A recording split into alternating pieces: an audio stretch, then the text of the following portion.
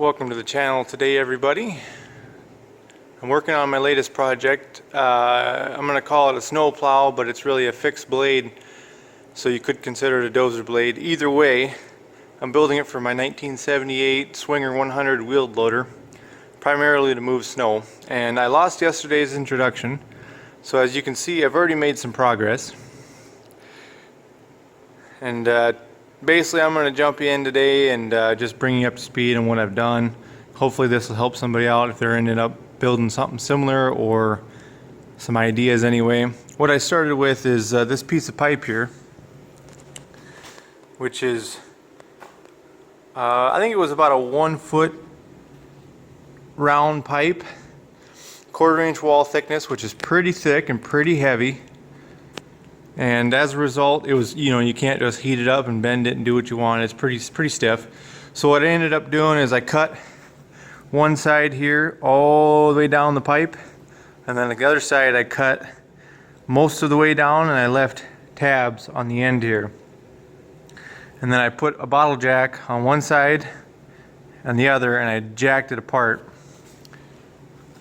It worked pretty good. I got it most of the way there, and then once I got it there, I just welded it, not solid, but I welded it, every foot or so on this side, and then on the other side, you can't see it now, I'll show you later when I flip it over. I welded it again, and then after I welded it, I stuck this rebar in there and welded it every so far. And I'll show you a better view later. Currently, what I'm working on, if you'll excuse my camera work, I'm going to put the cutting edge on. This is an old scrap cutting edge. I got one mocked up right there. I got another one sitting here. It's a little long. We're going to cut it off. Once I get that done, I'm going to flip it over and we're going to work on the back braces, and I'll show you what I got in mind for that. So here we go. Okay, now for the back side of this snowplow. You'll have to forgive the heater in the background, but I've got it mocked up, most of it, tack welded into place. Here's the piece of rebar that I was talking about. I welded it way down in there, and then I welded the rebar as a gap filler as well, just a little extra reinforcement. It's all scrap steel, so every little bit helps. In addition, I'm going to be putting these pieces of leaf spring. They're just tacked in for now. I'm going to weld them up solid as a vertical piece. Here's the bottom side of the plow with the cutting edge. Eventually we'll cut this off flat, I suppose. Weld this on as just an extra support. I got two on each side. One here, one there. One there and one there. Now, for the centerpiece, basically what I've got going on is this is a piece of 2x4 rectangular tube, 1/4 inch thick wall. And then on the bottom of it I've got a piece of 1/4 inch thick angle iron welded to it. It's just tacked into place. On the other end here, I put another piece of 1/4 inch angle as just to fill that hole in as a tack. Piece of pipe. Here's my pin that I'm going to be using, just a piece of scrap steel I had laying around. And if you notice on this construction here, I just have two pieces of angle here and here, and then this is a piece of C-channel that I welded into place just to take that gap up to bring that that piece there where it needs to be level. So all I ended up doing is I just took the torch and cut a hole in each one of these, spaced it out according to that pipe, how wide this is, and then I'll cut this pin down and I'll weld the T on top. Whoops. And the way this works is the reason I put this angle iron on the top of it here is when I weld this into place, I'm going to cut holes in it. One here, one in the middle, probably one at the end here someplace. And then what I did here is I tacked onto this piece here. I haven't decided what I'm going to do exactly. I might take this off and move it in a little closer, I don't know. But I cut a hole in that, and I'll have to make a piece spacer here to weld in to make it stronger. And then what I'll end up doing is I'll take a shaft for now, because we don't have hydraulics at the moment, and I'll make a spot that drops into here, and then it'll come over here and drop into this.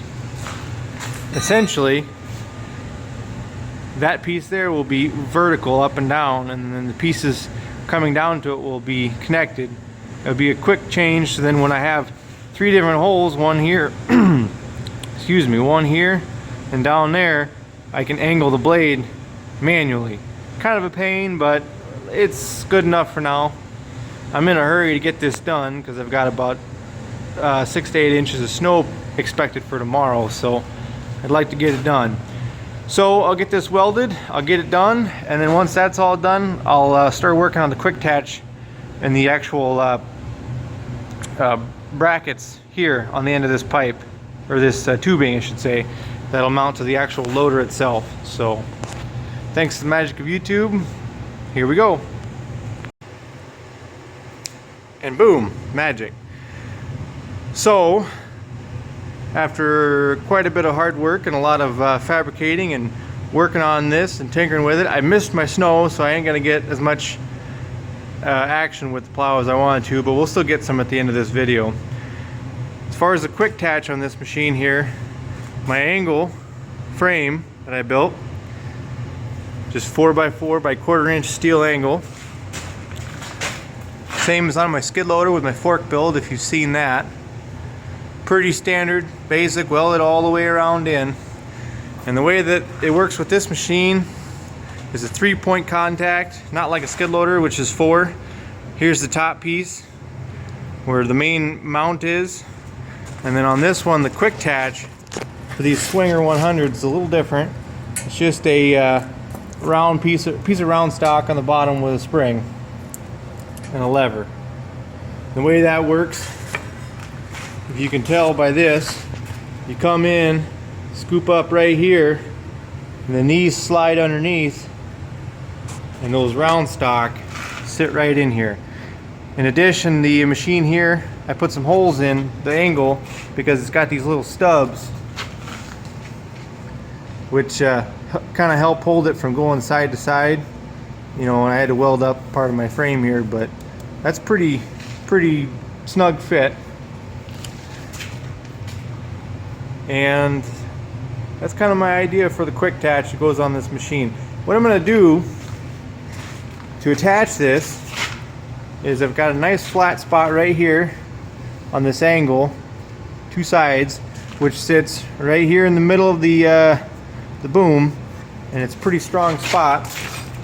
So I'm going to be taking that tube and that angle on the back of my plow, and I'm going to mount it straight in like that and weld the heck out of it. I think that's going to be strong enough. I don't know for sure. If it's not, at a later date, if I break something, I can make a brace from the top here to say maybe go down to here somewheres. I'm not for sure. In addition to my quick attach, I also put another bracket here and another bracket over here, so I can turn the other direction. I don't really think I'll need it, but you never know. So as you can see here, I haven't quite finished welding everything up. Let's get it all mocked up and put in place. I'll get that quick attach on the machine. We'll get everything tacked in place and I'll show you the finished product. Alright guys, sorry for jumping ahead. Here's the finished product on this plow. I'll tell you some modifications. I did a little test run. As you can see, I had to add this bar. I first tried it, I bent this angle iron here just because the plow is so heavy, just tilting down, bent it. So I put that bar on there, set it right on top, and welded the heck out of it. In addition, my first run through, I broke this bracket off, hit a stump or something, I'm not for sure. So I put a couple extra pieces on here and welded her up. We'll see if that does any better. But so far it plows pretty good. The only problem now is the Loader itself is a little less than ideal for traction, so got some chains coming, that'll help. And I think it's about time we get some serious action on camera for this guy. Here we go. Alright, ladies and gentlemen, I apologize for not having a little bit of action with my snowplow that I built. Unfortunately, the way that my luck usually runs is I built all that work and built that snowplow for that loader, and now it hasn't snowed in 2 weeks. I did test it out a little bit, and I noticed that it had the same issue that it has with the bucket, which is those turf tires kind of suck and no traction. But the plow works pretty good. So since there's a little interim, I went ahead and did a little research, and I thought I'd invest a little more money into it. And I bought 2 sets of tire chains, and today we're going to install them because supposedly we might get 1 to 2 inches of snow tomorrow, possibly. And there's some pretty gnarly looking chains, I think. They're pretty spendy though. I don't know, but they're made for 26 by 12 by 12 UTV tires, which is pretty similar to what I got, but I got turf tires, the same size though. I bought these from tirechain.com. There's their stuff. Pretty slick packaging. Comes as a set with these,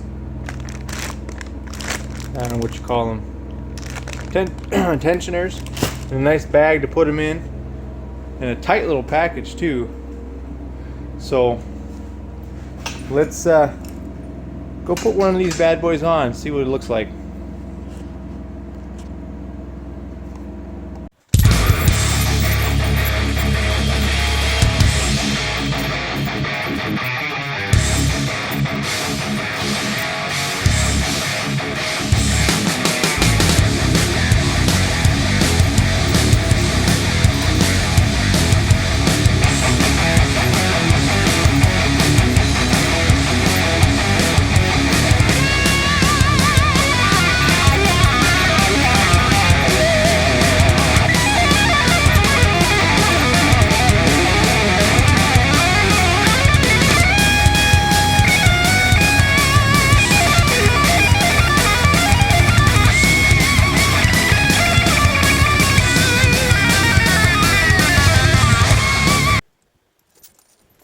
Well, what do you guys think? It's kind of a weird setup, I think. I guess I've never put on tire chains before. It's a little loose yet. I think I might need to go watch the video that comes with this to see how to install it. I feel like this needs to go on the inside, and then that spider tensioner thing needs to go on these, but anyways, I'll figure it out, and I'll get them all 4 chains on. Then we'll go plow some snow if we get any. So, alright, now for the next part, unfortunately we won't be getting any action with our brand new snow plow. The old loader here decided she wanted to break down while I was plowing snow. Pretty major. I don't know if I can reach it or not, but maybe not. The old fan here, as you can see, decided to completely separate. It's not even on that shaft anymore. The pulley and everything there. So we will unfortunately not be able to get any kind of action with the plow. I did test it out a little bit with the gravel and the mud, and it works fantastically with that too, not just for snow. So instead I have a little bit of a clip with the old Mustang moving a snowdrift here, and that'll be the end of this video. The next video we're going to be doing a tear down of this machine, because to get that fan out of there you got to take the fuel tank out, this radiator mount here, the radiator itself for sure, and it's a bit of a process. There's a lot of bolts and time invested into it. So here's a little bit of Mustang skid steer action instead.